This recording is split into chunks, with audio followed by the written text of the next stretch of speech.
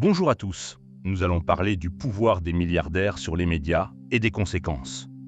En France, la concentration des médias entre les mains d'un nombre très restreint de milliardaires constitue, pour de nombreux observateurs, l'une des évolutions les plus préoccupantes de ces dernières décennies. Cette situation ne relève pas seulement d'un changement économique dans la structure de propriété des entreprises de presse. Elle transforme en profondeur l'équilibre du débat public et la nature même de l'information diffusée à des millions de citoyens. Aujourd'hui, une part significative des grands médias nationaux, presse quotidienne, hebdomadaire, chaînes d'information en continu, radio généraliste, est contrôlée par quelques grandes fortunes. Vincent Bolloré exerce une influence majeure via le groupe Vivendi, notamment à travers CNews et Canal+. Bernard Arnault détient Les Échos et Le Parisien. Patrick Drahi contrôle BFM TV et le quotidien Libération. Xavier Niel fait partie des principaux actionnaires du groupe Le Monde. Cette concentration signifie qu'un nombre extrêmement limité d'individus, appartenant tous à la même élite économique, disposent d'un pouvoir direct ou indirect sur l'essentiel des canaux d'information à grande audience. Or, ces acteurs ne sont pas de simples investisseurs neutres. Ils dirigent des empires industriels, financiers ou technologiques, dont les intérêts dépendent souvent de décisions politiques, fiscales ou réglementaires. Le danger ne réside pas nécessairement dans des ordres explicites ou des censures frontales, même si des cas d'intervention éditoriale ont été évoqués dans le débat public.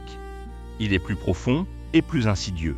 Le pouvoir s'exerce d'abord par la structure, choix des dirigeants, orientation stratégique, sélection des profils éditoriaux, allocation des budgets. Un propriétaire peut transformer un média en modifiant progressivement son identité, en recrutant certains chroniqueurs, en valorisant certaines sensibilités idéologiques, en marginalisant d'autres. À terme, la ligne éditoriale évolue sans qu'il soit nécessaire d'imposer des consignes écrites. Cette évolution peut être justifiée au nom de la rentabilité, de l'audience ou de la modernisation, mais elle produit des effets politiques réels.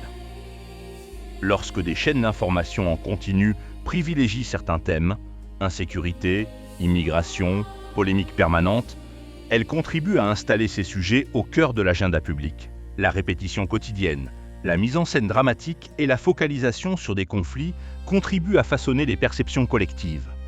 Ce pouvoir de cadrage est immense. Il définit ce qui est perçu comme prioritaire, urgent ou menaçant. La dépendance économique constitue un facteur central.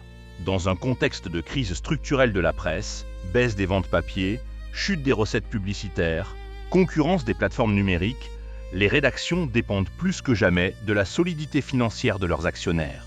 Cette dépendance peut générer une forme d'autocensure diffuse. Un journaliste enquêtant sur l'optimisation fiscale des grandes entreprises ou sur les pratiques industrielles controversées peut hésiter si son propre actionnaire appartient au même cercle économique.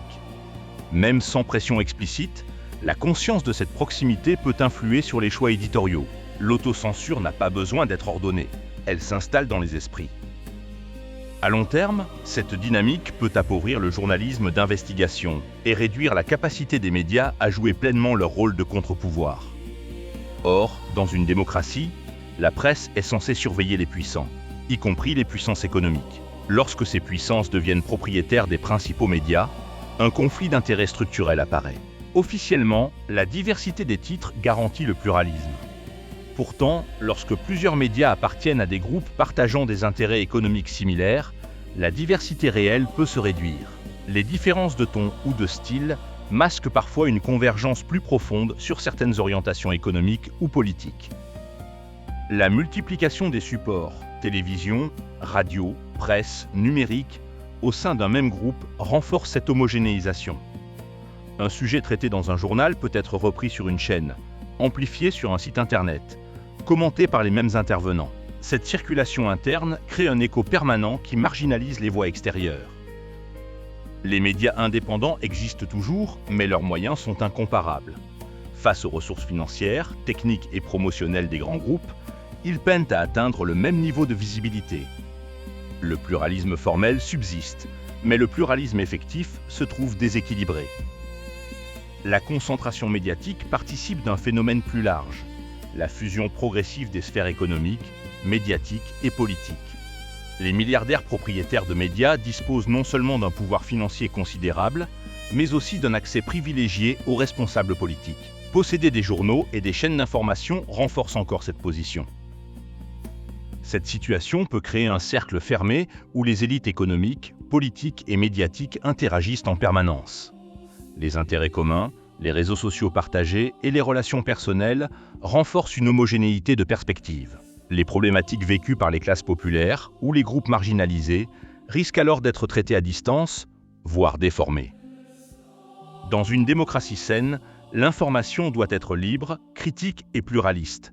Elle doit permettre aux citoyens de confronter des points de vue divergents, d'accéder à des enquêtes indépendantes et de se forger une opinion éclairée. Lorsque l'essentiel de cette information dépend de quelques grandes fortunes, un déséquilibre fondamental s'installe.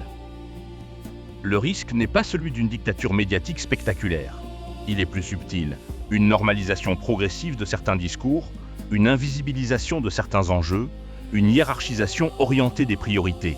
À force de répétition et d'omission, la perception collective peut être façonnée sans que le public en ait pleinement conscience. Ainsi, la concentration des médias en France soulève une interrogation profonde. Peut-on réellement parler d'indépendance de l'information lorsque ceux qui dominent l'économie dominent aussi les principaux canaux de diffusion des idées? Tant que cette question restera sans réponse structurelle, qu'elle passe par une régulation plus stricte, un soutien accru aux médias indépendants ou une réforme des modèles de financement, la fragilité du pluralisme demeurera une faille majeure du paysage démocratique français.